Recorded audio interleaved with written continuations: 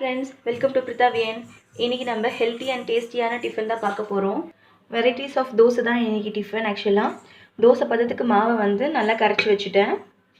தோசைக்கு side dish பார்த்தீங்கன்னா வேர்க்கடலை தேங்காய் சட்னி தான். அதுக்கும் எல்லாம் ரெடி பண்ணிட்டேன்.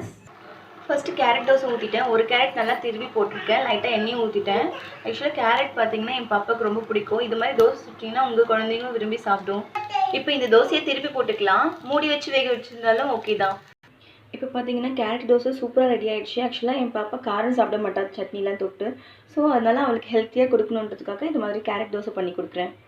நெக்ஸ்ட் ஆனியன் தோசையும் ரெடி ஆகிடுச்சு. ஆக்சுவலாக என் ஹஸ்பண்ட் பார்த்தீங்கன்னா வெறும் ப்ளைன் தோசை பிடிக்கவே பிடிக்காது. ஸோ அதனால் ஆனியன் தோசை இது மாதிரி ஏதாவது வெரைட்டியாக செஞ்சால் தான் சாப்பிடுவாங்க. ஸோ ஆனியன் தோசையும் ரெடி ஆகிட்டுருக்கு. தோசை வெந்துட்டு இருக்கும்போதே சட்னி ரெடி பண்ணிடலாம். ஆனியன் தோசையும் சூப்பராக ரெடி ஆகிடுச்சு. இப்போ பாருங்கள் எக் தோசையும் சூப்பராக ரெடி பண்ணிட்டேன். இது வேகிற வரைக்கும் வெயிட் பண்ணலாம். சட்னி தாளிச்சிடலாம் சைடில். வாவ், எக் தோசை செம்மையாக ரெடி ஆகிடுச்சு. சட்னி தாளிக்கிறதுக்காக கொஞ்சமாக எண்ணெய் கடுகு இதை வெடிச்சோடனே தாளிச்சிடலாம். இப்போது இதை சட்னியில் ஊற்றிடலாம்.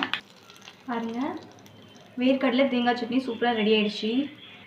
இப்போ பாருங்கள் மார்னிங் டிஃபன் ஹெல்த்தி அண்ட் டேஸ்டியாக ரெடி ஆகிடுச்சு. ஃப்ரெண்ட்ஸ் நீங்களும் இதை மாதிரி உங்கள் வீட்டில் இருக்கிறவங்களுக்குலாம் பிடிச்ச மாதிரி சமைச்சு கொடுங்க. பிடிச்சிருந்தா like and subscribe. Thanks for வாட்சிங்.